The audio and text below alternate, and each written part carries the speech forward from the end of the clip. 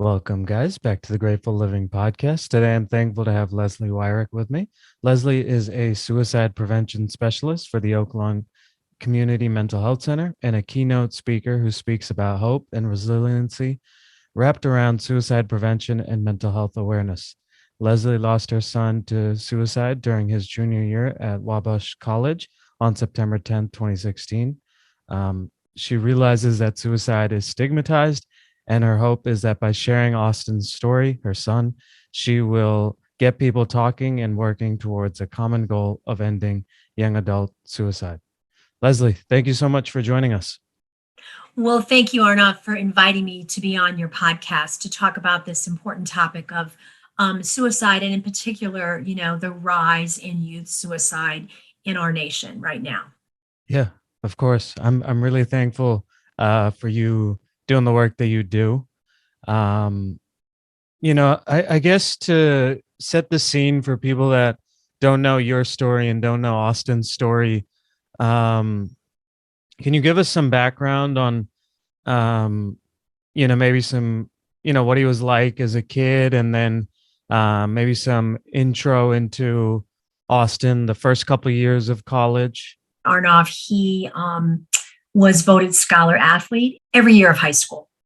So if there was an award, an accolade, an achievement, I mean, he won it. He crushed it. He actually even won something called the Hugh O'Brien Leadership Award, which is just given to a one rising junior his high school year, and he was the student chosen out of the entire high school of 2,000 students for that award.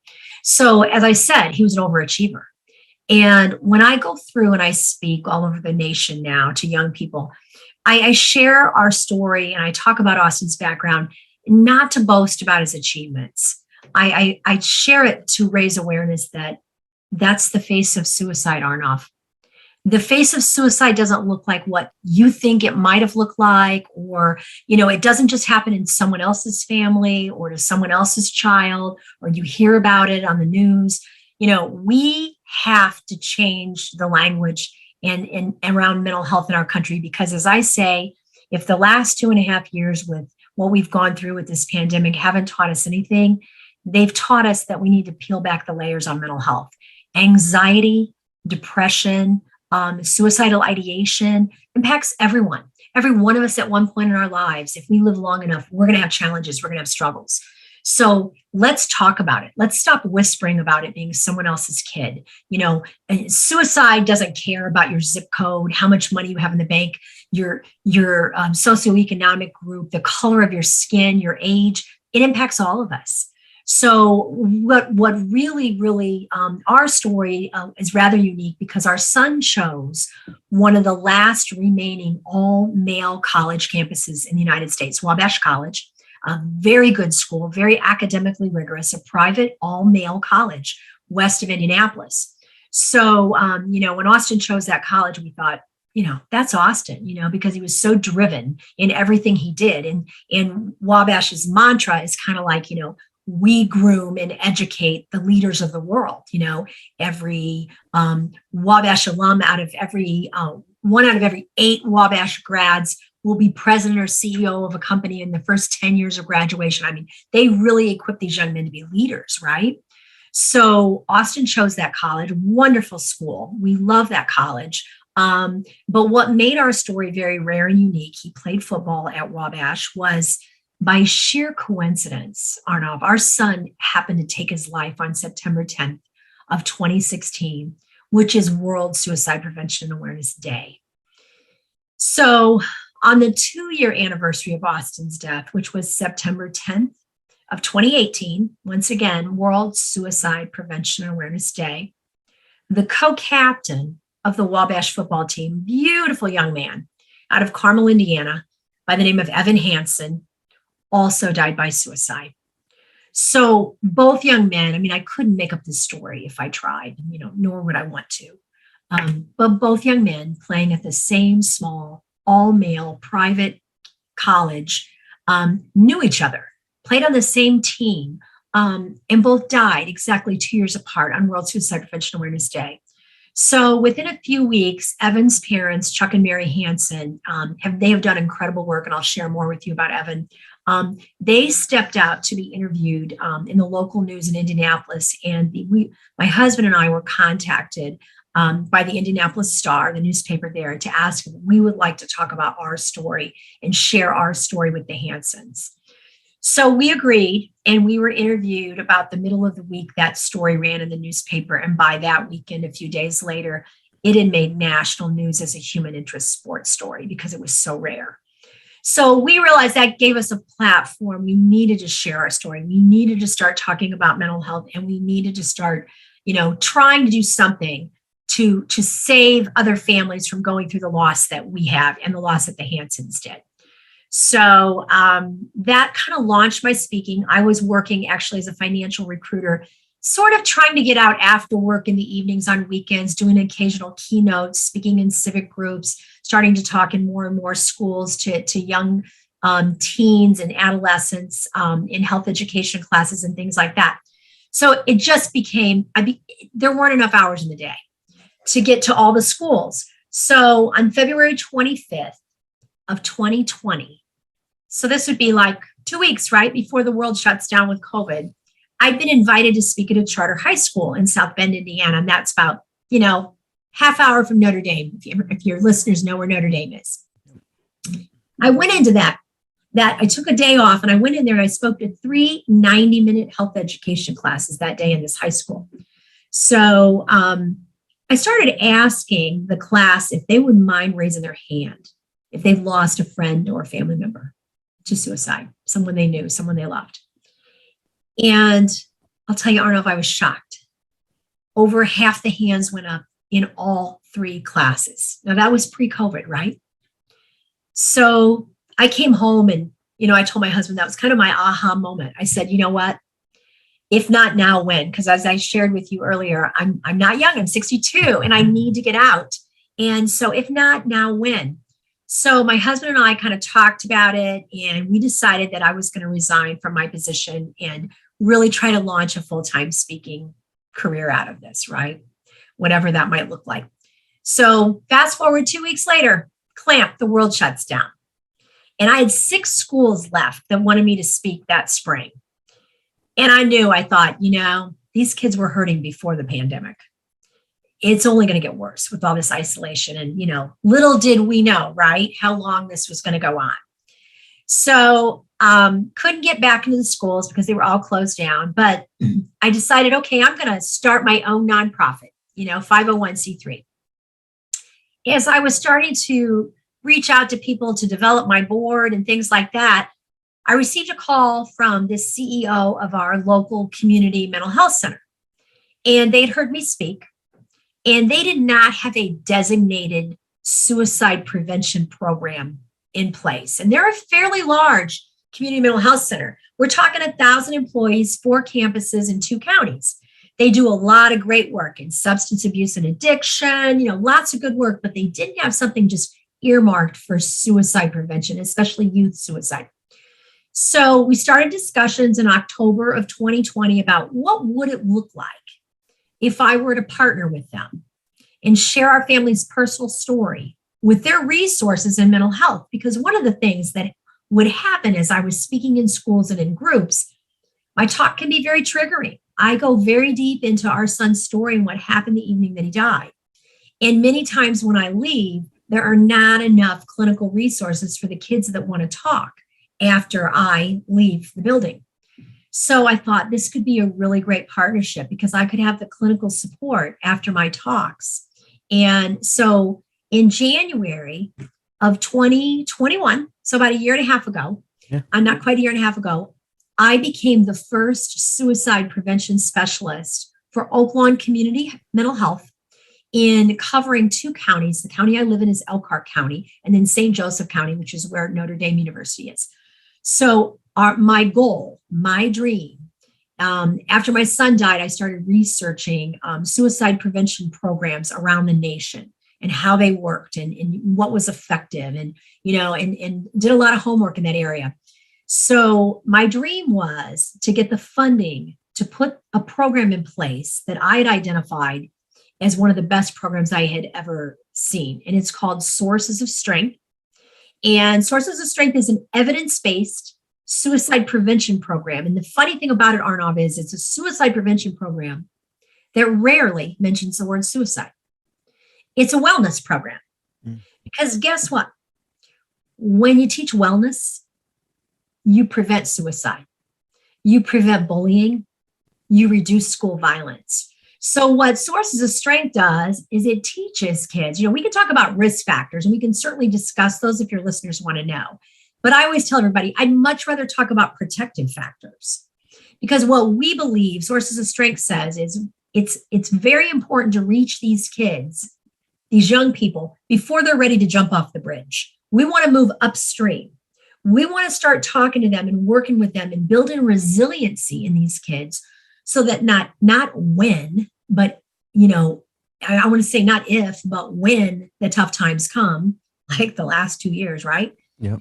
These kids know how to turn to these as coping mechanisms and coping strategies rather than vaping, drugs and alcohol, self-harm, eating disorders, these destructive coping mechanisms. We teach them how to turn to these 8 sources of strength on this wheel. And so when they are under stress, they go to. So some kids may have 2 or 3 of these strengths in their lives, some may have 4. And I not only work with them on the ones they have, but I teach them how to build out their wheel. Because as we say, the more protective factors you can put in a young person's life at an early age, the less likely they'll ever be to die by suicide. And, there's one, and I'll share the wheel with you, what all 8 factors are. But my one favorite strength on the wheel is mentoring and mentorship. And here's a data point for your listeners. If you put a mentor in a young person's life, let's say 14, 15 years old, and Forbes magazine did a wonderful research article, and they identified everybody from hip hop artists to firefighters to doctors to lawyers who were like the top of their game, the most successful people in their field. And what they found the common denominator was in all those people, they had a mentor in their life when they were young. So if you put a mentor in a young person's life and they stay consistently in their life, like through middle school, high school, college, they're 80% less likely to develop a drug and alcohol problem. Wow. Now, Arnav, what percentage of suicides involve drugs and alcohol? Over 50%. Wow. Just that one factor. Can you see how protective that one factor is in a young person's life? Yeah. So, yeah. And so that's what we're doing. So with Oaklawn Community Mental Health, we've been able to secure private funding. And here's a cool story for you. I live in the RV capital of the world. So we manufacture all the recreational vehicles where I live. And guess who's done very well during COVID? The RV industry, right? Yep. So we have gone into these businesses and we have said, you know why this matters, that you fund and help us support these mental health programs in schools. Because these students who are dying by suicide happen to be the children of your employees. How does that impact your employee at work if their child is struggling at home? So it's a benefit. And Sources of Strength, and the Sources of Strength wheel is used everywhere. I'm teaching it to adults now. It can be used in a corporate setting. It can be used anywhere. And so I'm really excited about that program. We have implemented it, that by this fall, we will have it. We've got it in 2 counties. Proud to say the very first school that we've implemented it in was my son's high school, Goshen High School in Goshen, Indiana. So we have it in both counties now. We have it in 2 high schools, 4 middle schools, and we're going into more schools this fall with it. Yeah. Thank you for that introduction and all that knowledge. Just getting back to Austin a little bit, because a lot of people viewing this might be parents with kids that have, struggled with mental health, or it might be a young individual who's struggling. In terms of Austin himself, is it something that you all were aware of that he was dealing with? Like, was it, as a young person in high school? Did it come about in college? Like when, or like mental health wise, like What was his journey as far as you know it? Sure. And that's a great question. And I get asked quite a bit that same question. We talk about warning signs. We talk about looking back on his life. What did we see? And one thing I always tell parents, every parent wants the best for their child, right? I mean, no parent thinks, okay, I want to be, a terrible parent. I want to, I always tell everybody the only way not to mess up your kids is not to have any. I mean, parenting is an art, not a science, right? So when we look back on Austin as a young boy and growing up, we always said if Austin did anything wrong, we didn't have to punish him. He punished himself enough. He was a very, very driven young man. And so perfectionism, which they're actually looking at now, perfectionism as a part of a mental illness, as a part of a obsessive compulsive disorder, things like that. So our son, Austin, everything in life had to be perfect. It had to line up. He's the kind of kid that every night before high school, he would clean out his book bag, have it completely organized, have it by the back door. I mean, he was very, very organized. So academics, he could just, he'd bury himself in the books, Arnov. He'd get up early and study an hour early for a calculus test. Or if he had a bad day, he might stay in the weight room an hour longer and, lift weights longer than anybody else. So he was driven with that perfectionism.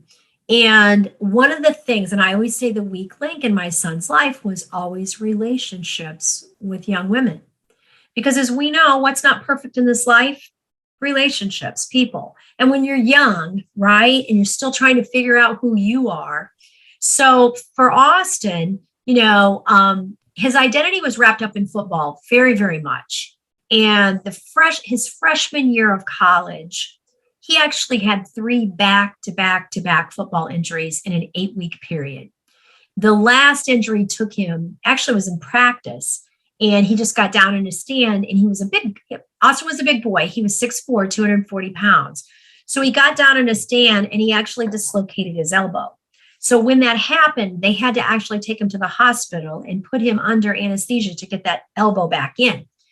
So very painful injuries, 3 back-to-back. He had a sling on his arm. He had separated an AC joint in his shoulder. He had shredded some tendons in his left ring finger. So he just had these injuries back-to-back. And so eventually that final injury, took him out of the game, took him off the team. And I see that as kind of his downward spiral in his mental health because he had so much of his identity wrapped up in being a college athlete. And so, seeking that identity, he turned to relationships then because he wasn't in football anymore. Well, and I don't spend a lot of time focusing on this because suicide is so complicated, Arnov. And I will share with you that, Austin's suicide culminated that evening in an argument with a young woman. And he knew her less than 6 months. He took his life over a young woman he knew less than 6 months. And as I tell everyone, my son's life was worth so much more than that, And I think I shared with you, I was just invited this past December, the week before Christmas, to go down to Fort Bliss Army Base in El Paso, Texas. I was invited by the chaplain to speak to their active duty soldiers, same age as my son, 19 to 24 years old. The reason they invited me, Arnov, is because they'd had 20 suicides last year on their base. Wow. Jeez. 19 of the 20 suicides involved a relationship with a young woman. So what I talk about a lot is the prefrontal cortex of the brain and the development of it, because that's the part of the brain that's not fully developed till we're 27 years old. So for these young people, and when I do PowerPoints, I show my son, he's this big, strong, defensive end football player, looks like this big, fully grown man, 6'4", 240 pounds, defensive end. But that evening, when push came to shove, my son's prefrontal cortex of his brain, the most important decision-making part of his brain, had 7 more years to be fully developed. What's housed in the prefrontal cortex? Impulse control, anger management. So do you think those are things that my son could have called on that evening and needed? Absolutely. So I always tell everybody when we talk about suicide, and Evan, the other young man, he played tackle football since he was 7 years old. Very good player. He had chronic traumatic encephaly. His family donated his body and brain up to Boston. It came back confirmed for CTE, multiple concussions. Evan actually knew he had CTE. He'd been doing searches on his computer on it, and he was having memory loss. They had him in some therapy and counseling. They'd actually just switched some medication on him 2 weeks prior. He actually was recognized as the co-captain of the football team on Saturday. On Sunday, he went to football practice, was with all his coaches and his buddies. And on Monday morning, he walked into the woods and took his life. Now, our son, Austin, I FaceTimed him the day that he died, Arnoff.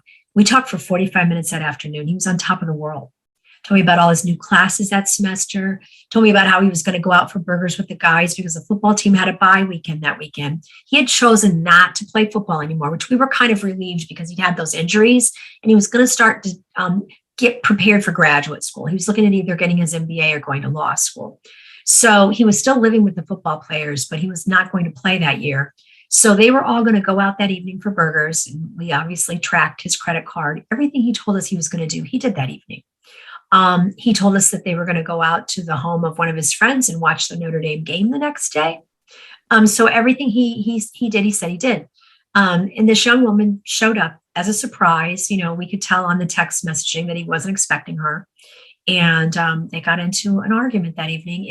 And unfortunately, our son made a permanent decision about a temporary problem. And I tell everyone, as suicide is so complicated, Evan and Austin's backstories are very different.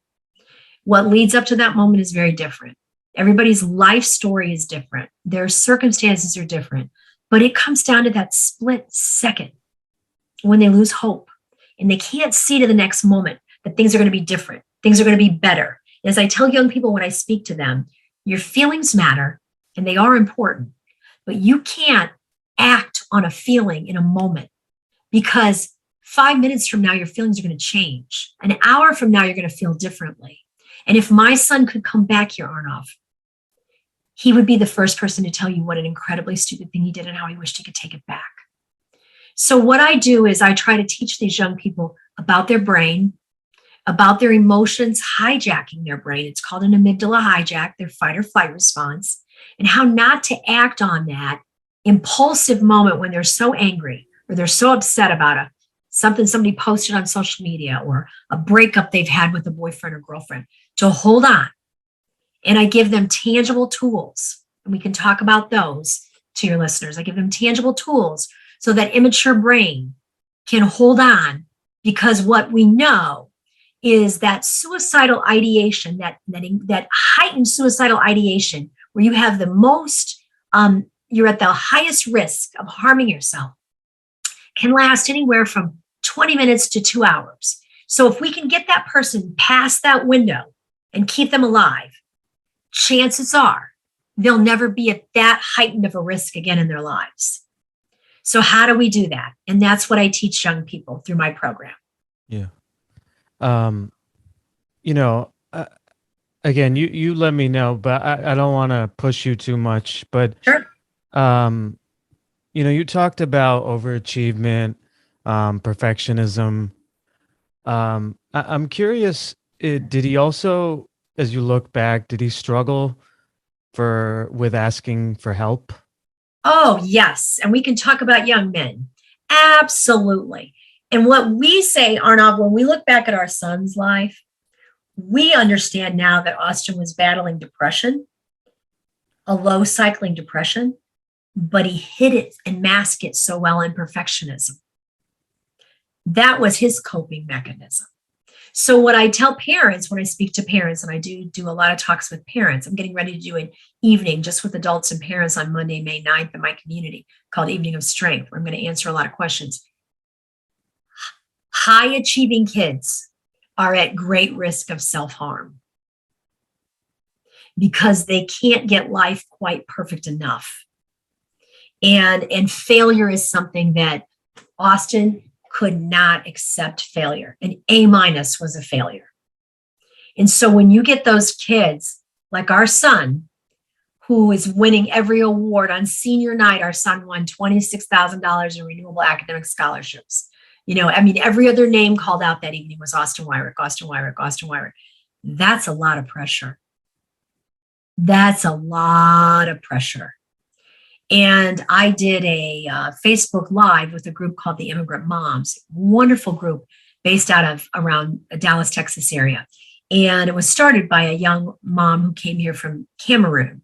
And she wanted to provide support for immigrant moms in the United States.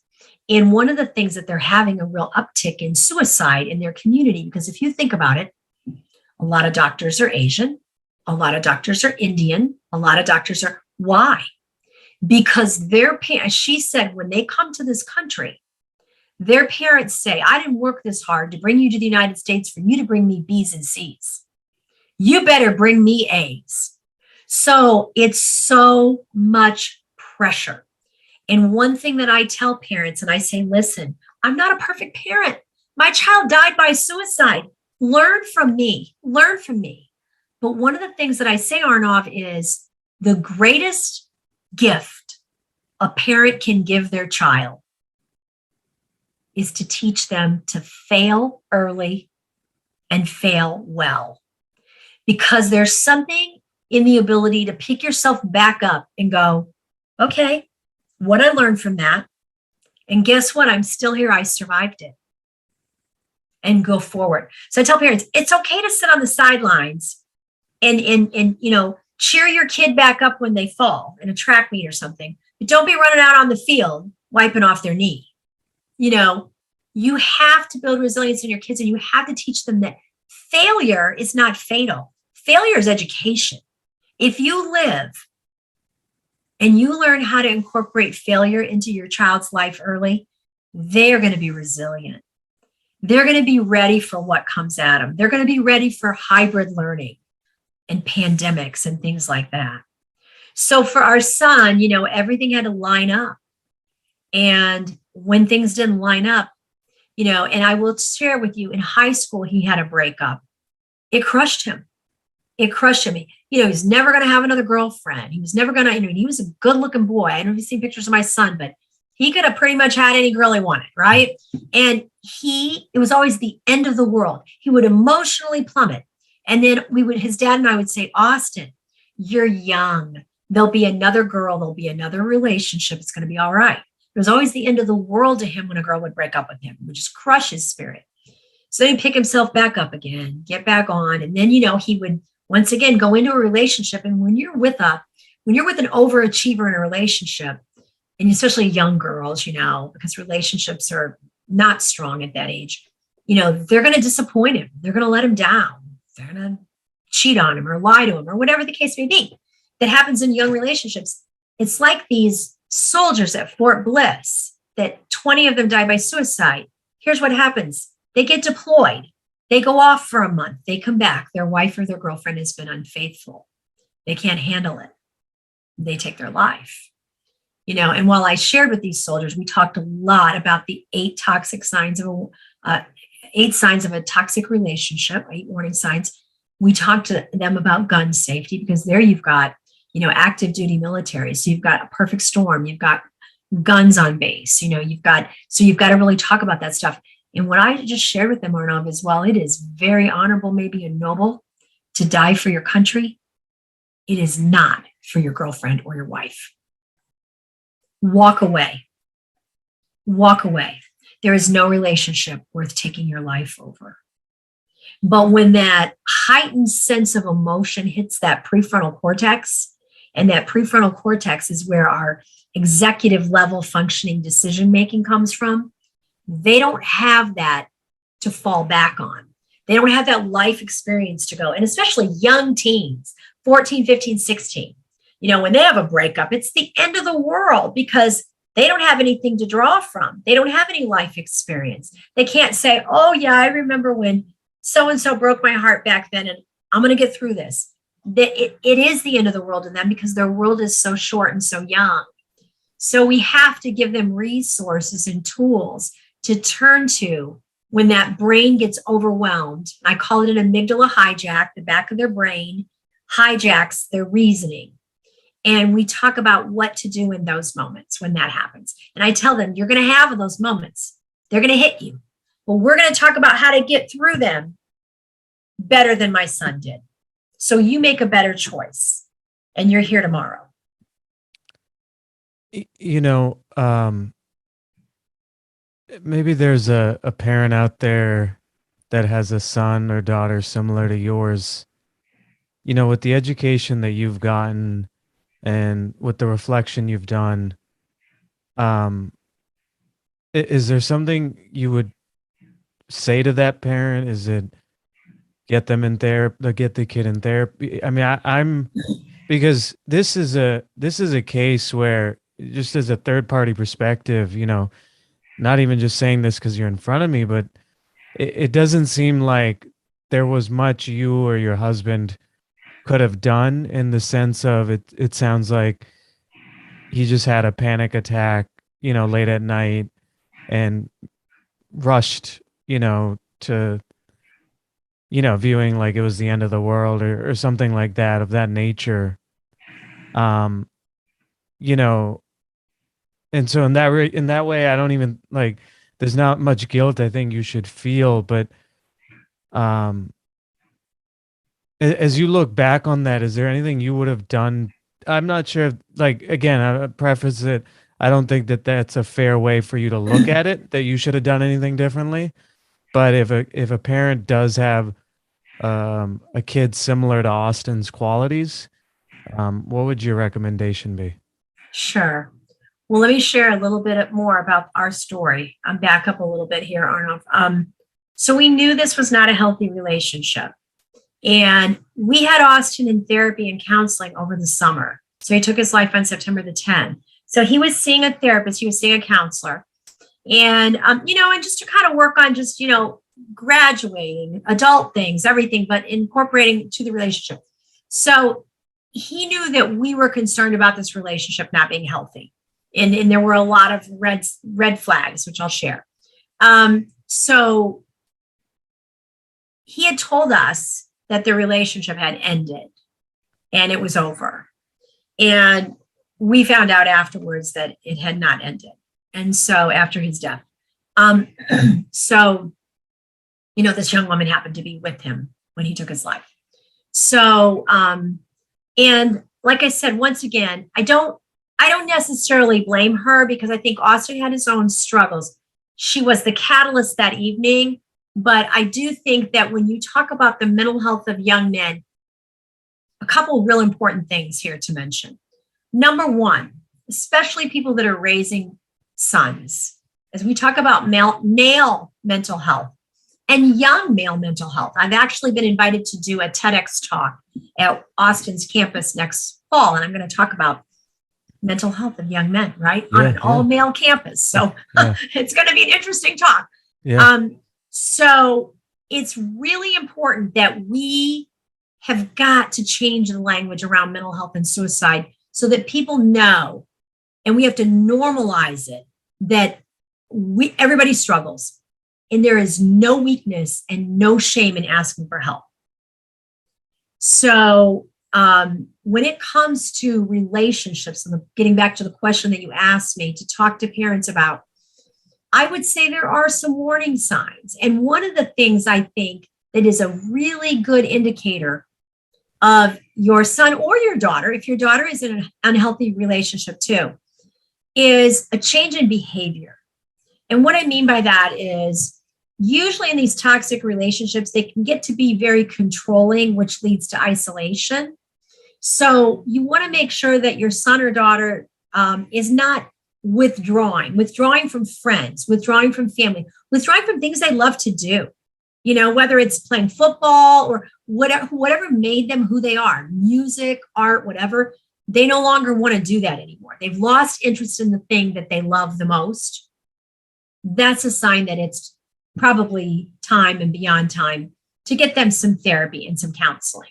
And I know it's really hard today because therapists are so busy and we don't have enough good licensed clinical therapists right now for the needs in our country. But we do have a lot of other resources available even online now because of COVID to do with online therapies. I know there's BetterHelp, there's the PACE groups, there's all kinds of resources. So make sure, especially with young men who tend to internalize their feelings and they don't talk about it. Like my son, they'll just work it out in the weight room or, something like that. Make sure you know that if your child's not talking to you, that you have a professional or somebody in their life, a mentor, as we talked about, that they can go to and they can talk to. Because one of the things I say, and we talk about in this program that I work with in the schools, connection is protection. So what you don't want is them to be pulling away from you and isolating from you, which is a little bit about what was happening with Austin over the summer, because he knew he didn't approve of the relationship. And we knew that it wasn't healthy. And after his death, we found out from his friends, oh yeah, it wasn't healthy. It wasn't a good relationship. There was a lot of arguing. There was a lot of fighting, and we knew that. So, he started pulling away from the things that he loved the most, and that's a warning sign. That is a definite warning sign. So look for a change in behavior, and especially a loss of interest in the things that they always love to do. There's a reason for that if they start pulling away. Yeah. I'm curious, in the time afterwards and talking with friends and, your own family, obviously now that you've said, he was in counseling and therapy that summer before, did he talk to any of you, whether it was a therapist or anybody, about suicide being a consideration? Is it something, as you look back, do you think he had thought about it at prior times in his life? Or that's a good question. Yeah, that's a great question. So I don't know if you have children, Arnav, or if you've been around kids that age, or teens or young adults, and I think a lot of it has to do with social media, but we've sort of desensitized ourselves in our culture to things. And so many kids, from the emojis that will have the gun to the head to, it's one of the things I break down when I go in. I talk to these kids about, let me tell you what suicide really looks like. Because I talked to them about that evening being asked to identify my son's body. I say, this is really what suicide looks like, not like the movies that you watch on Netflix that glamorize it. So in terms of young people, their language is always like, well, I'm just going to go kill myself. And that's like their language, because they've grown up around this kind of, I want to say, a desensitization. They've been desensitized. And I think a lot of it has to do with this constant, what do I want to say, scrolling. We've created this generation of ADD kids. There's no attention anymore to anything. And so the language, and, in Austin's, I would say high school years, if he would break up, if a girl would break up with him or he'd get his heart broken, he'd be like, oh, I'm just a loser. I might as well kill myself, and kids would talk like that. His friends would talk like that. And, I look back on so many things, Arnav, that I would have done differently now. Right. So, he had a breakup in high school. I'm trying to remember, junior year, I believe it was junior year, that just devastated him.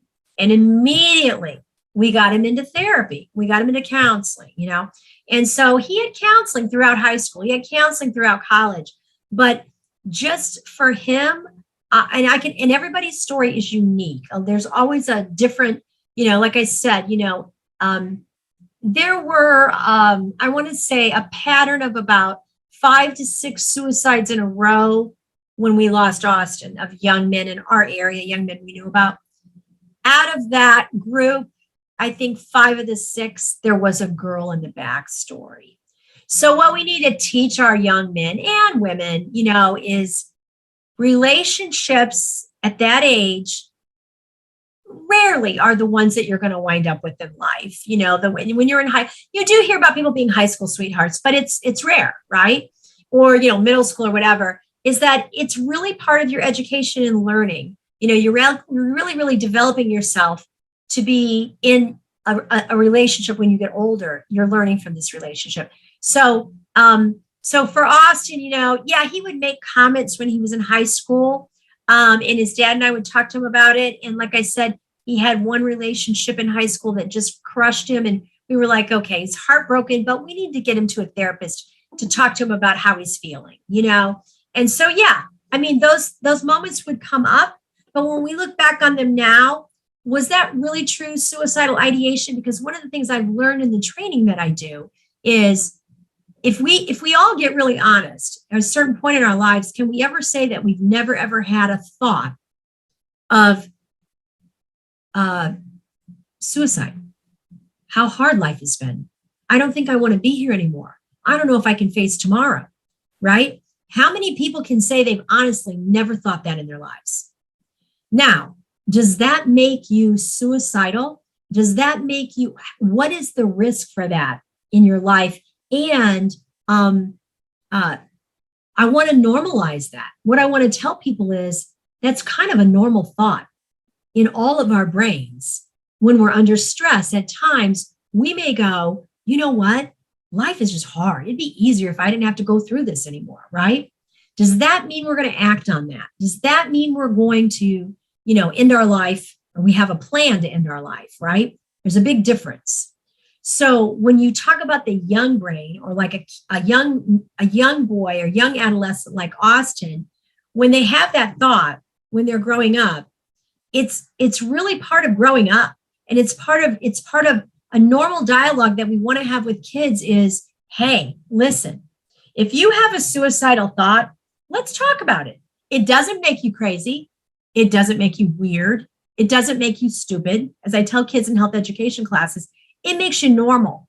But what we want to talk about is if that thought doesn't go away, if that thought lingers day after day, week after week, we need to help you. We need to help you because that thought is stuck. And let's help you break that thought pattern. Let's get you someone to talk to. Maybe you need medication. Sometimes medication is needed. Sometimes it's a chemical imbalance in the brain. There's many, many factors. But to have that single thought at a moment in your life is very normal. But when that thought gets stuck, when it becomes a pattern, when it becomes repeated, and Arnav, when you hear your kids saying it over and over and over, or their behavior changes, you need to get concerned.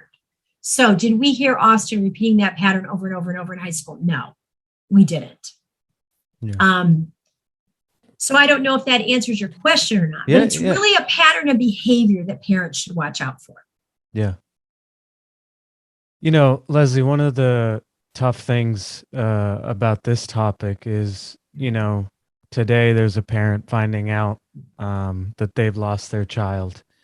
As you look back at that process, September 10th, 2016, and finding out, is there something you would say to yourself with now looking back, or is there something you would say to the parent finding out today who's absolutely devastated and is, probably filled with guilt and filled with, so many questions?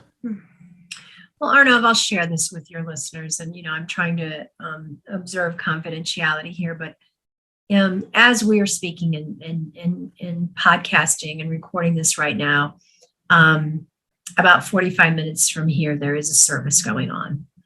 And it's a young 20-year-old man. And I can tell you I've cried for his mom this week. I've cried for his mom. Yeah. And this is what I'll tell his mom, or any mom. The worst thing that could have ever happened to you, the hardest thing you've ever had to go through, nothing will ever be harder than that. And you're still here. And I'm not going to tell you that your life will ever be the same, because it won't. It won't ever be the same. But I will tell you that those of us who have lost a child, a spouse, a parent, a grandparent to suicide, we're called survivors of suicide loss. It's actually a group called the LOSS team, and that's all capital letters, LOSS, Local Outreach of Suicide Survivors. I'm going to be the keynote speaker this fall at the national conference. You will survive this. And I'm a woman of faith, so I leaned heavily on my faith and my belief. And everyone gets through it differently. I will tell you No one can tell you how to grieve. No one can tell you how to grieve. And this could be a topic maybe for another podcast, but grief is close to my heart right now, especially with what's going on in my community this week. I will be on that campus tomorrow, that college campus, with a bereavement team supporting that student body. And there are so many things about grief that no one can tell you. You have to walk through the middle of it. But the one thing that I will say, and I actually have a grief page on my website, leslieshope.org, if anyone wants to look at my grief page. I always say grief is like a ball that you hold underwater.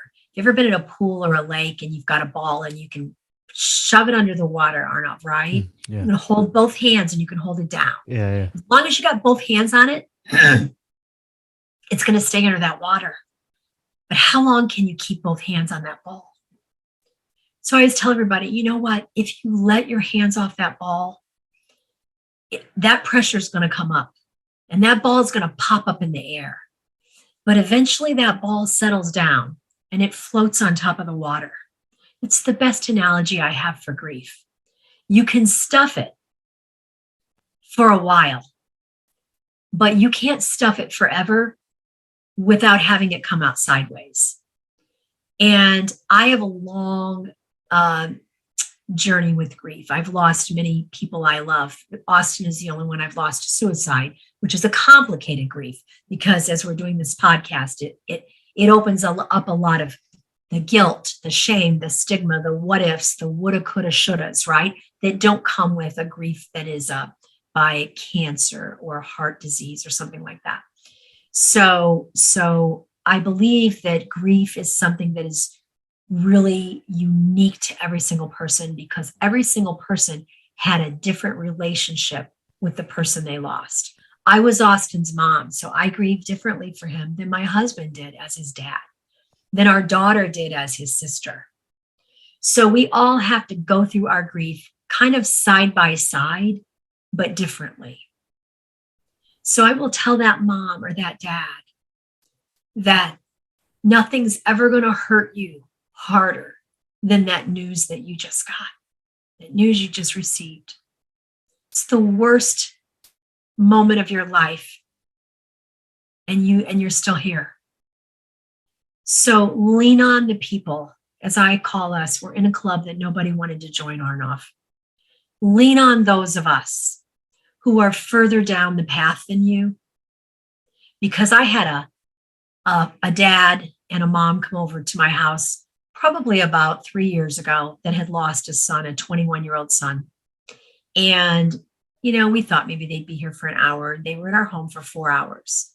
But all we really did was sit with them and let them tell us about their son. And when they left that evening, they apologized for being at our house so long. We said, don't even worry about it. We totally get it. But we said, we don't think we did anything for you this evening. And they said, you just sat with us and listened. And we live in a culture, I'll just be honest with you, Arnav, how shall I say this? We suck at grief. We are not good grievers in our country. Yeah. And there's many types of grief, right? You can grieve over the loss of a pet. You can grieve over the loss of a job. You can grieve over the loss of a parent, right? And just anything. But what I want to tell people is we are so uncomfortable with grief. And we are so uncomfortable with sitting with people in their grief. We want to fill the space with words. We want to tell them that it's going to be okay. We want to tell them, and even asking people what they need in their grief. You don't know what you need. You can't even breathe. You need to just show up. And I say this, our neighbor lost his wife to cancer. And it was kind of a long battle.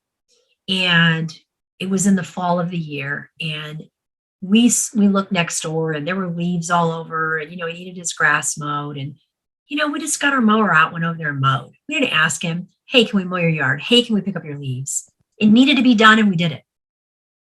Just show up.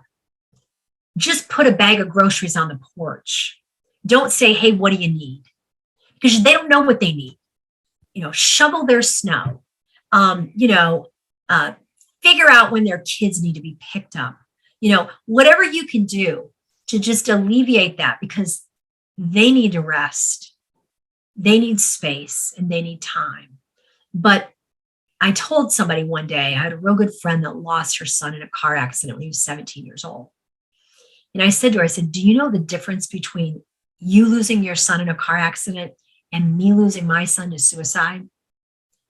She's like, no, what do you mean, Leslie? I said, well, if you're at the grocery store or Target, you run into somebody after your son died in a car accident, they're going to come up to you. They're going to give you a big hug. They're going to tell you they've been praying for you. They want to bring you a casserole. If I'm in the same grocery store and someone sees me in line and they know I just lost my son to suicide, they move into the other line and they avoid eye contact. It's so uncomfortable for them to tell me they're sorry for my son's loss, because guess what? Maybe if they talk to me, they might realize that they need to go home and talk to their own kid. We got a lot of people with their heads buried in the sand with their kids. And I want to dispel one myth here on your podcast. You cannot give your son or daughter, your child, the idea of taking their life by asking them about it. That is 100% false. Here's why.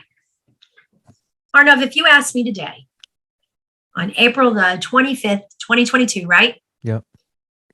Hey, Leslie, are you thinking about taking your life today? I would say to you, Arnav, I'm not. Nope, not today. I'm not thinking about it. If that thought's not in there, you're not going to plant it in my head by asking me. If I'm struggling and I'm really having a hard time with anxiety, depression, and thinking about harming myself, and you say, hey, Leslie, have you been thinking about suicide? You have to use the word suicide. You have to use the S word. Have you been thinking about harming yourself? I'm going to think, wow, they notice my pain. It's okay for me to talk about it. That's a door opener. And the parent needs to know how to go through that door and talk to their son or daughter. So that's when we're going to teach these listening skills. So the evening that I'm having with our Community Mental Health Center on Monday, May the 9th, I've invited coaches, parents, teachers, adults. It's going to be all adults. I'm going to have licensed clinical therapists there. We're going to have a panel. It's going to be kind of like a town hall meeting, and I'm hoping it will catch on around the nation. Because what we need to do is normalize the talk around mental health. We need to stop saying the word committed suicide. Now, Arnav, if somebody you loved, a grandfather, an aunt, or uncle, have you ever said, my grandpa committed a heart attack? No. Have you ever said, my uncle committed a stroke? No. It's the only kind of death that we use the word committed in front of, right? Now, we do say somebody committed an arson or they committed a robbery, right? So it puts that stigma in front of that word. Why would anybody want to talk about it? Because we put all that stigma and shame around it. You know where the word committed suicide, the term came from? Back in the 1400s in England. If they had someone die by suicide, they took the land away. They were not allowed to bury the person. They had no land to bury them with, and they made the family criminals. Is that how we really want to treat people in our country right now? So the first thing we need to do, stop saying the word committed. My son's not a criminal. He died by suicide. We're even okay if you say they killed themselves. But let's stop saying committed. Let's just say they died by suicide, okay? Let's get rid of the terminology and let's change the language so people feel like I can talk about this. So when you say to me, Leslie, your son Austin committed suicide, and I say, no, Arnav, My son's brain failed him in a moment and he died by suicide. Doesn't that sound much gentler and kinder and more open?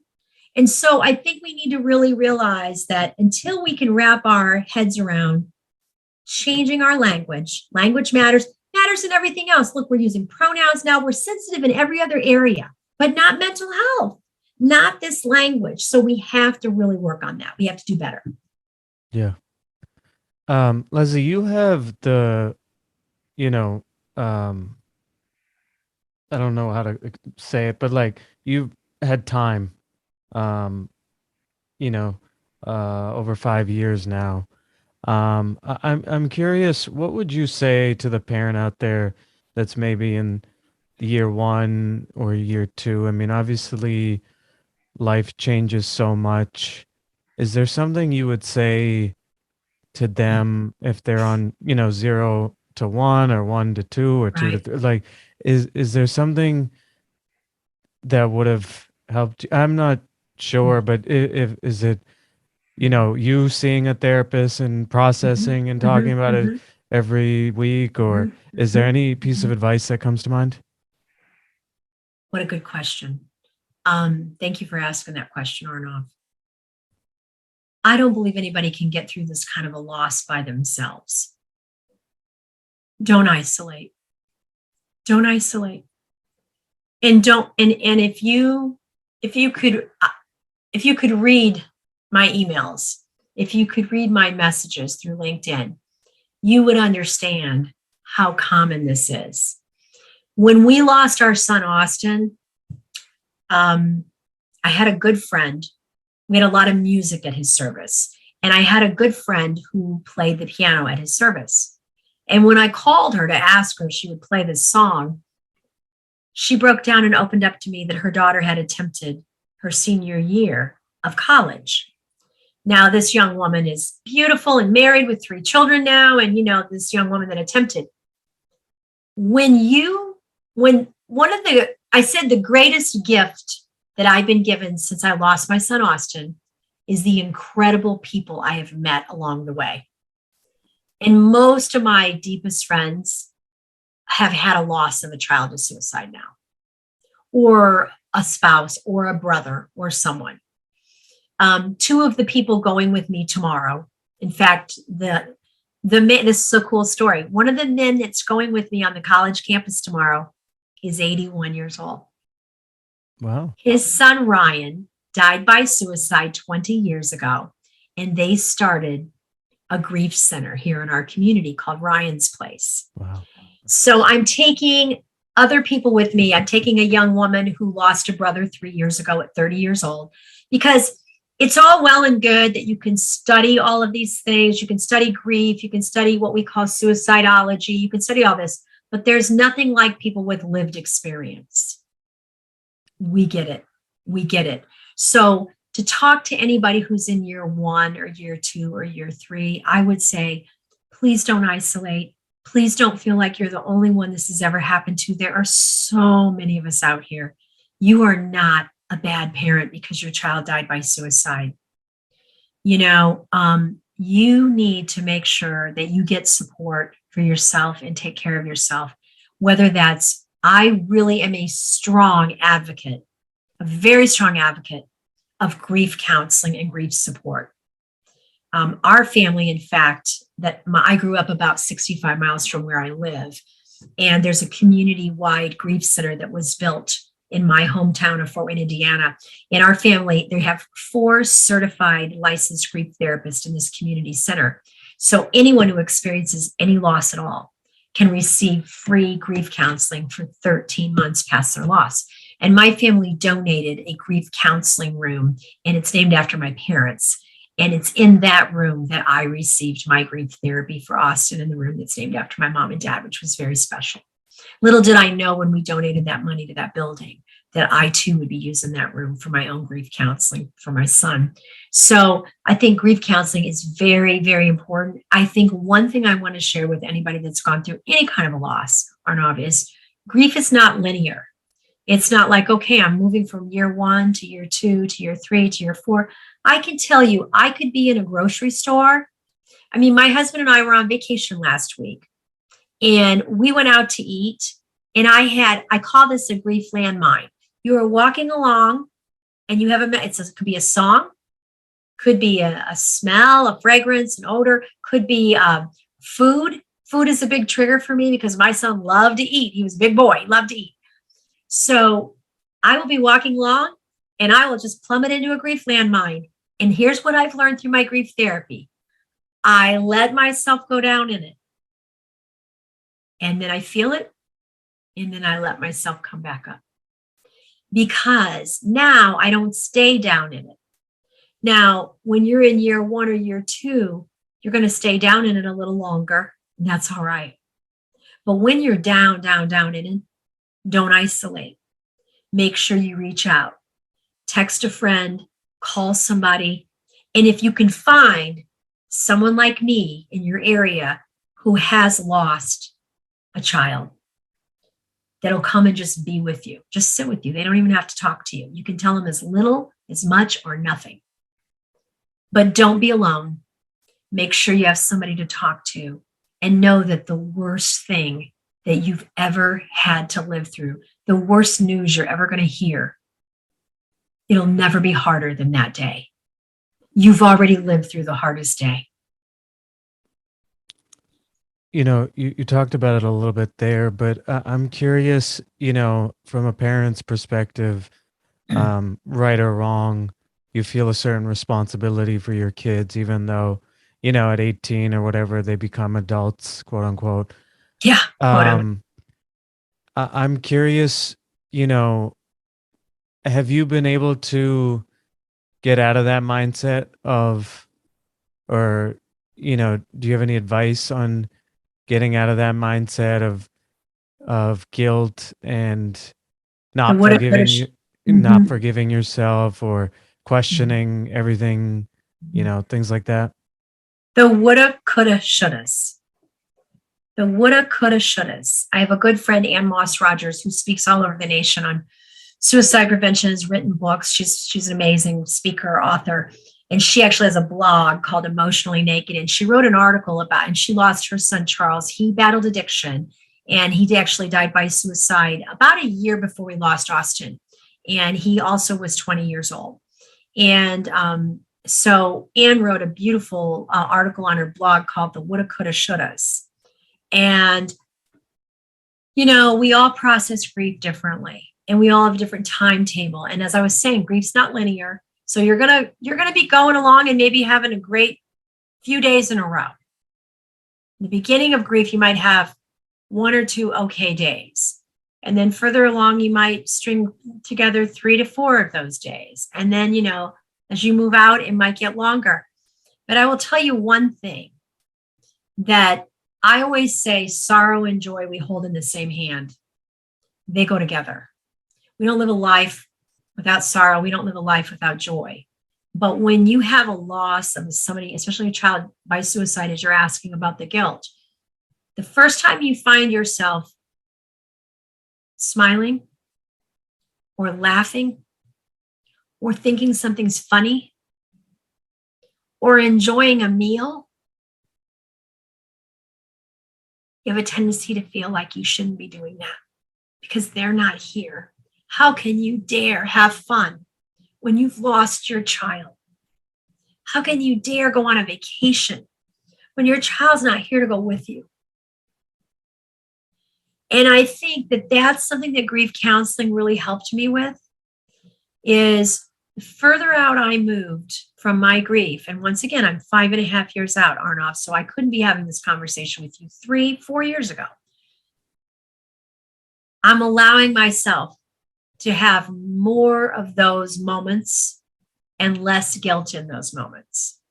So now I can actually go, and this is, we're getting to the point now, and we have a funny sense of humor in our family. Austin loved to laugh, and he was very quirky, and he liked certain movies, and like we'll watch certain movies he liked, and we'll just laugh like he would have laughed, or we'll say, what Austin would have thought about that, or what Austin would have said about that.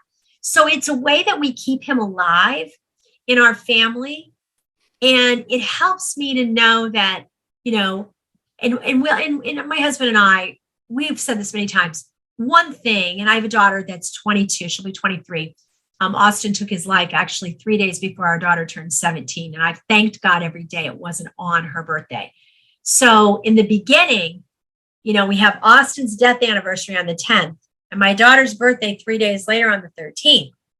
Well, it was always hard. That month of September is hard for us, and the world recognizes World Suicide Prevention. So now we're 5.5, almost 6 years out. This September will be 6 years. We say, you know what? We remember Austin on the 10th. We grieve on the 10th. And then 3 days later, we look back up and we celebrate that our daughter is now this year 3 birthdays past her brother. Her 21st was hard because Austin never lived to be 21. But we've gotten 3 birthdays past that now. So we celebrate birthdays big time. And so I tell everyone, I can't tell you how to grieve, but I can tell you that those moments that are hard will get fewer and farther between as time goes on. And you'll find yourself, and I can't say your life's never going to be the same again, but I can tell you that you can find some joy and don't feel guilty when it comes, because your son or your daughter knew they were loved. Austin knew he was loved.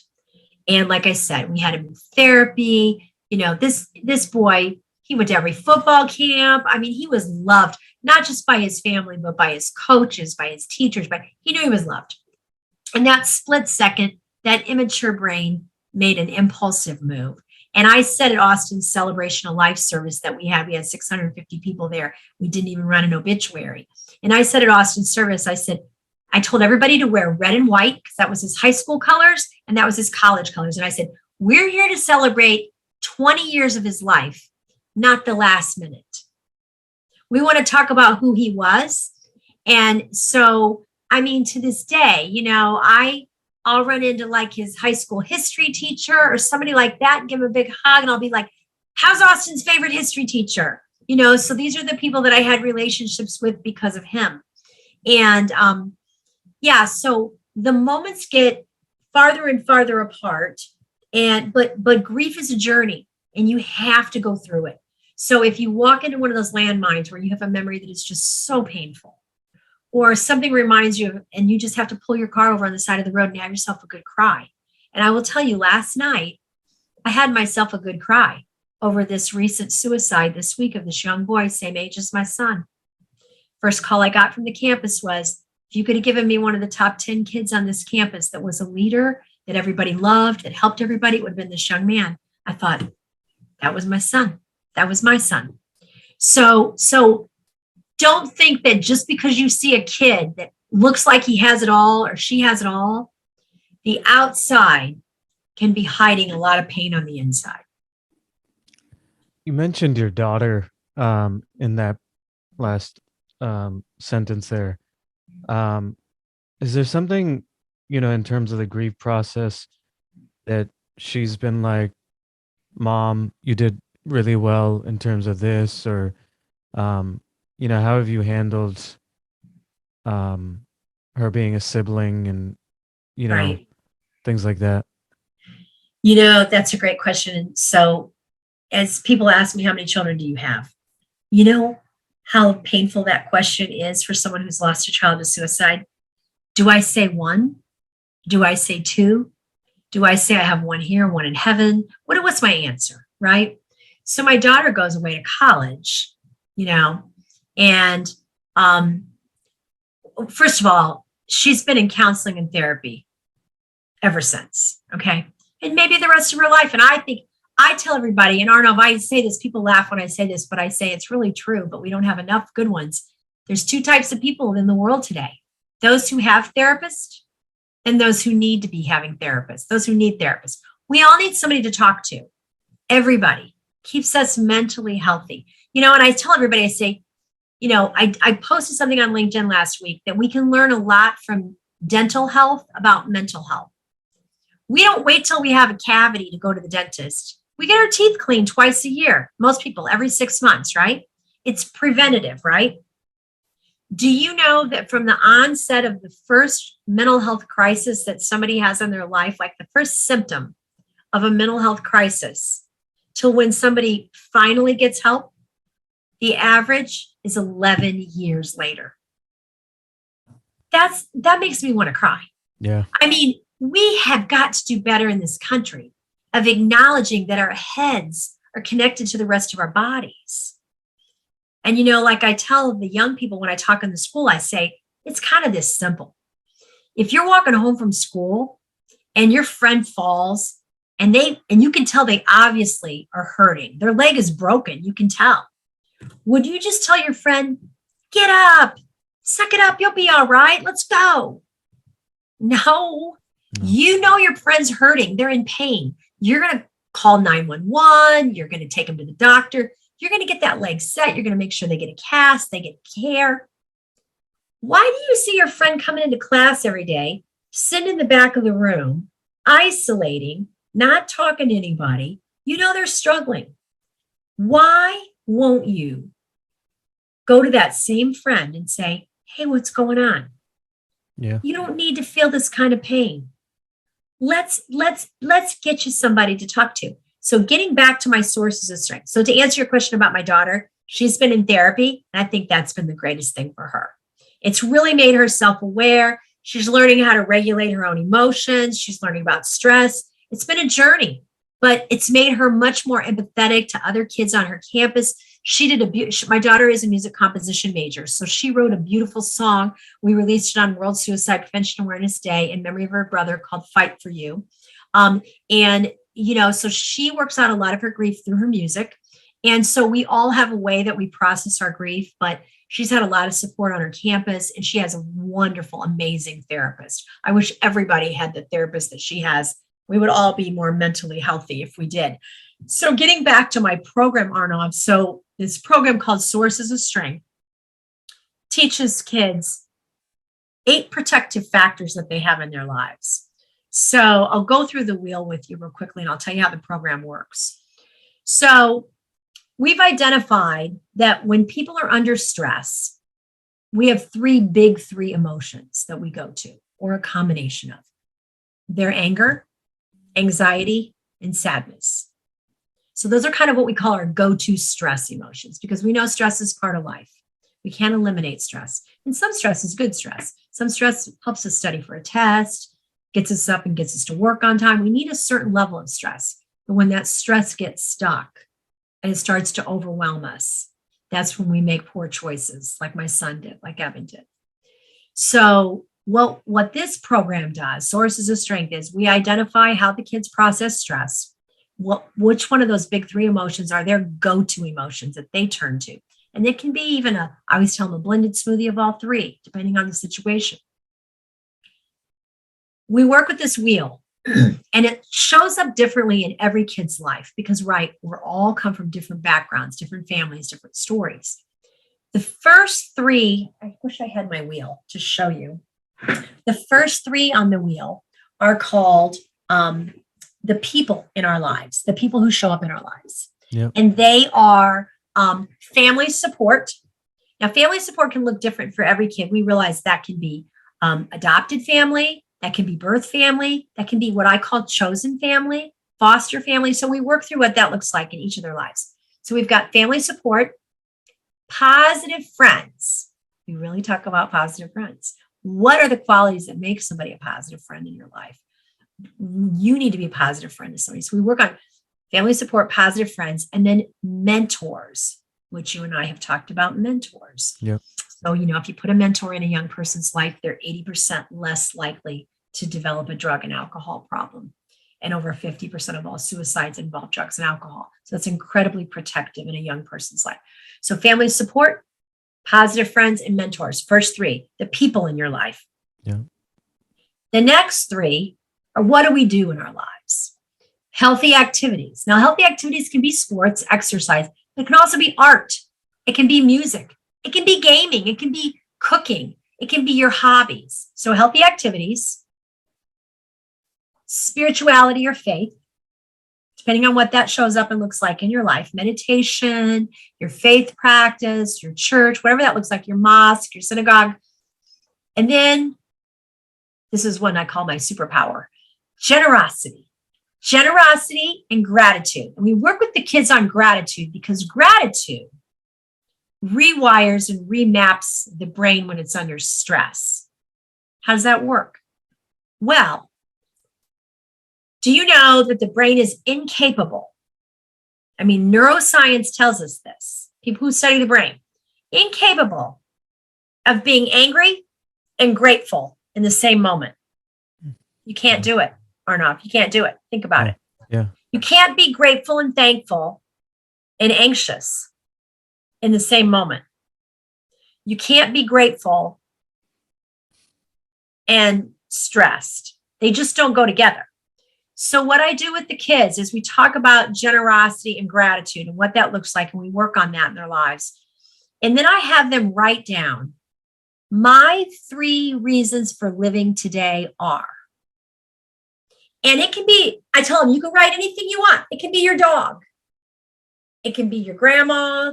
It can be that you got a good grade on a test. It can be that you made the phone. It can be anything you want. But you have to write, my 3 reasons for living today are. They have to write these down, take a picture. I have them keep it on their phone. What I tell them to do is if they're getting ready to go take a big test or maybe interview for a job, something that's very stressful, say this out loud 3 times in a row. And it's good to do it every day because we know that when you do something every day, 21 days in a row builds a habit, right? So if you do this 3 times a day, what we call neuroplasticity, it actually remaps and rewires the neural pathways in their brain. Gratitude can rewire the neural pathways in your brain to reduce stress. So we work with the kids on gratitude because it's a real important coping skill for them when they're under stress. So I have them write, my 3 reasons for living today are, put that on their phone. So you've got your people, family support, positive friends and mentors, healthy activities, spirituality and faith, and gratitude and generosity. Those are the next 3. And then as we say, the last 2, there will be 8 protective factors, are 2 sides of the same coin, Arnav, our physical health and our mental health. So we talk about their physical health, eating right, drinking enough water, getting enough sleep. The teen brain needs the most sleep of any age group. And what happens when they're up scrolling all night on their phone on TikTok, what that does to their brain. We talk about all of that. And then we talk about their mental health. And their mental health is, we talk to them about it's okay to ask for help. It's okay to take a friend to ask for help. It's a good thing. There's no shame. We talk about all that. And then what we do at that is we go in, and this is called wellness. We do a wellness training with, in the beginning, a 90-minute wellness training with every adult in that school who has a touch point with a young person. I want teachers, guidance counselors, coaches, bus drivers, the ladies that work in the cafeteria, anybody that might overhear a comment, right, by a kid. We do a 90-minute training with them, and we teach them what their sources of strength are in their lives and what that shows up like. So we work through each one of these. We have them write it down, and then we have them fill their wheel in. And at the top, you've got their top 3 stressors. So when I feel angry, I will text a positive friend to see if they want to go longboarding after school. So that's a healthy activity, a positive. So you overlap those protective factors, right? So we teach the adults.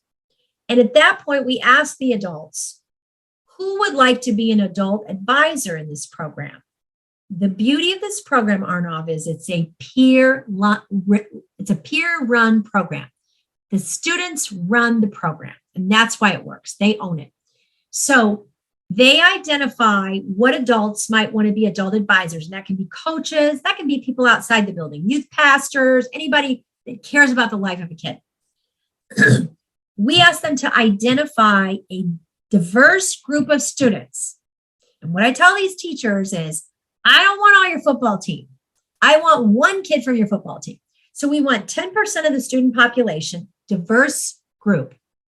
So I said, if you can go through the cafeteria to high school, Arnav, you can pick a kid from every table in the cafeteria. You've done a good job of picking what we call these our peer leaders.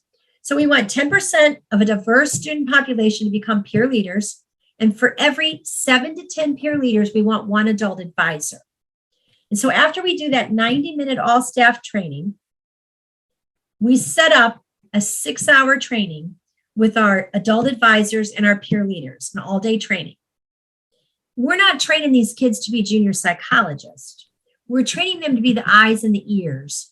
And what we know is when a kid feels like they have a trusted adult in the building, somebody they can go to, because a lot of kids feel like there's nobody they can trust in a school. So it's building these relationships between these peer leaders and these adult advisors, right? So the important data point here is when you get that relationship built up. So from that point on, once we do that 6-hour training, within 10 days to 2 weeks, we don't like to call it a club, but it's a little bit like a club. We meet 1 hour during the school day, 1 hour every other week.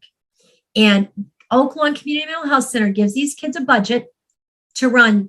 COVID's kind of messed up our schedule a little bit, but in a perfect world, we'd like them to run 4 to 6 positive messaging campaigns a year. And they push these out in their circles of influence, right? So sometimes I'll get teachers that'll tell me, like, I want a kid to be a peer leader. And they'll say, you don't want him or her because, they're like a behavioral issue in my classroom. And I say to them, you know what?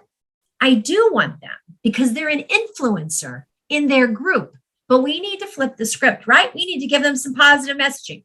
So we build these positive messaging campaigns. Like right now at my son's high school, they're actually doing videos of what's your source of strength. And they're talking about what their strongest source of strength is in their life. And they're pushing out those videos through, they have a thing called GTV. It's like a thing they do in the morning and they run it through the school. So anyway, and each kid will get a wristband that talks about what their strongest source of strength is. Okay.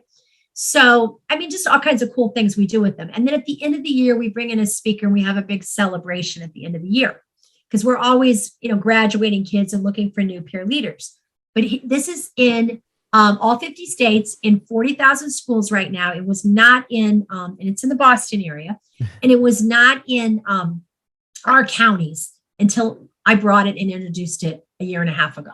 So really proud to say we're working with this, but here's the cool thing about this program.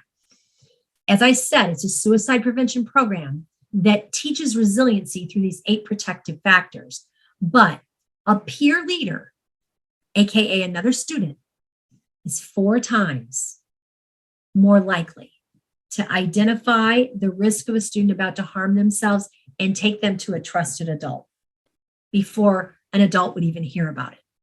So that's how you save lives. Yeah. And that's how that program works. Yeah.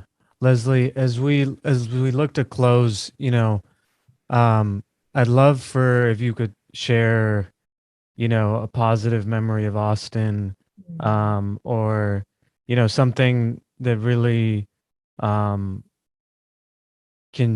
show his legacy of his character and who he was, for those of us that didn't know him. For all of us to take a part of his spirit and add it to our lives. Is there something that comes to mind? So many things, but let me tell you a little bit about my son. So I called him my gentle giant because he was a big boy. And 2 things Austin really loved were children. He said he wanted to have 10. So he loved children and he loved animals. He loved dogs and he loved children, both. So I think that tells a lot about his character. But I come from a big family. So lots of cousins, lots of nieces and nephews, everybody, so he was kind of like these kids, looked up to him. And so in the summer, we loved the 4th of July and we would always have a big, we had a pool and we'd always have friends, neighbors, barbecues, everybody over. So we had these little contests where people would jump off the diving board and try to land in the middle of the inner tube. It was like an inner tube, but Austin was a big boy, Yeah. And I have a picture I could send to you. So he never gave up every single summer. And we would always laugh at him. We're like, Austin, you're not going to get in the middle of that inner tube. You're too big. But he never gave up. So one summer he finally made it and everybody was like, clapping and cheering and, throwing water at him. And, and he came up out of the water and the inner tube was kind of stuck around him. So, and he loved, I'm trying to think of what it is. It was Madagascar. So he loved like these cartoon, all these shows. So he comes up out of the water and he was like, the hippo in Madagascar was Moto Moto. So he knew the line from the movie. So he jumps through the inner tube and he gets up and he goes, Moto Moto looks so nice, makes you look twice. So he just had this wonderful sense of humor and loved kids, loved family. And yeah, we miss him every day. And in our faith, we know we'll see him again. But right now, I have a lot of people say to me, I think Austin would be, this is what I'm about to say might sound counterintuitive since my son took his life. But if you knew him, you would appreciate this. My son was tenacious. Whatever he did at 110%. He went after it and he never gave up. And I think that that's the legacy that I want to carry. We will give our 6th scholarship away in June at his high school. And it's a wonderful scholarship. It's matched with something called the Dollars for Scholars. So it's a $4,000 scholarship we give away each year. And we have a 5K in September. On September 10th, it'll be this year, that Saturday, where we have friends come. We loop around a park, a pond for 2 miles. Last year, we raised $11,000 on that day. And so we will host our 5K again this year, but we will be giving away over $20,000 this year. And we changed it last year, Arnav, to earmark our scholarship for anyone going into the mental health field. So it can be psychology or it can be sociology. We actually gave it to a young woman last year, our first female recipient, who is a beautiful Hispanic woman who almost broke the shot put record at her high school. And we make the kids write an essay that talks about a challenging circumstance in their life. And she had been raised by a single mom, really dealt with some mental health issues growing up. And she is studying social work with the intent of going to law school. And she wants to do social justice law. So she's just a beautiful young woman. I take out all my recipients to dinner. She made the dean's list her first semester. So we're really proud of the young people that are coming through with Austin Scholarship and the work they're doing out there in the world. Yeah. Well, Leslie, I just want to thank you and acknowledge you. If people want to support you, what's the best way for them to do that? Sure. Well, I have a website, Arnav, which is Leslie's Hope, and that is one word, LESLIESHOPE.org. And there is a donate button on there. I'm very, very active on LinkedIn, which is how I met you. Yeah. I'm very, very active on LinkedIn. That's a wonderful platform. And I am always looking for people who will fund. I give out the crisis text line wristband to every student that I speak to at every school. It simply has the word home, text the word home to 741-741. And then it has my logo, leslieshope.org. And the reason that I use the text crisis hotline rather than the suicide hotline is because teens text Arnav. They don't dial numbers. Yep. So we have to reach them, right? We have to reach them. This number is manned 24/7 by trained counselors. They will respond back to the text in under 5 minutes. So I give that text. So I tell those young people, if you feel like you're all alone in the middle of the night, if something's really bothering you, I want you to look at your wrist. I want you to know you're never alone, and I want you to text that number, okay? Judgment-free, someone will text you back. They're going to assess, make sure you're safe. You're not sitting there with a bottle of pills or a gun or something. They're making sure you're safe. Once they assess that you're okay, you can tell them as much or as little, but you always have somebody that you can reach out to. And then I give an app called the Not Okay app. I have every kid, notokay.com, and I have every kid download the Not Okay app. And the Not Okay app is a GPS locator app. They can put up to 5 people in their trusted circle of contacts. Now I tell them they have to be over the age of 25 to 27, an adult, not their peers, not their friends, somebody that can come and help them if they're in trouble, right? So they put those and they make a covenant agreement. So when that sends that out, this person knows they're in their trusted circle. They have to accept. So if they're at a party and they get in trouble one evening, right? Or maybe they broke up with a boyfriend or girlfriend and they think it's the end of the world, like my son did. They have that covenant agreement. They will not harm themselves. They will not move. They will click not okay. That will send out a signal in that GPS locator. So they would say like, I'm on my way to get Arnav. I've got him. He's okay. So everybody else in the circle. So between the Not Okay app on their phone, the text crisis hotline on their wrist, those are two tangible ways to keep them safe in those moments till somebody can reach them to talk to them and give them help. Yeah. Well, Leslie, I just want to acknowledge you. It's, you have been an advocate, and you've turned pain into good. We didn't end up talking about this, but in doing my research, I, heard a story about, a talk that you gave and a girl coming up to you and saying she had written 5 letters to her Mhm. family members about, Yes. and she was planning on committing, suicide, and you saved her life, and a lot of grief for their family members and things like that, and Mhm. hopefully you'll impact certain members that watch this, and so I hope you um acknowledge to yourself how beautiful that is, um to be changing people's lives.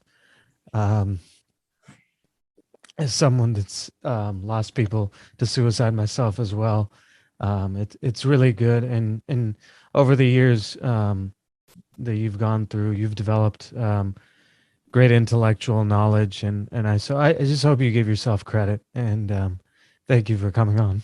Oh, thank you, Arnav. I feel your heart. And I just want to thank you for your podcast. And I love the name of your podcast. And I just want to tell you one last thing. I have a dear friend who lost a brother to suicide. And she said to me one day, she heard my first keynote talk that I gave, which was for a group called Crosswinds Counseling that puts licensed clinical therapists in schools. And the evening I spoke, we raised $249,000 to put therapists in schools. And she came up to me and said, Leslie, this is how this works. When your pain meets up with your passion, it becomes your purpose. And she goes, that's you and that's your life. And I would say that's you and that's your podcast, Arnav. So thank you for your podcast and the work you're doing too. Thank you.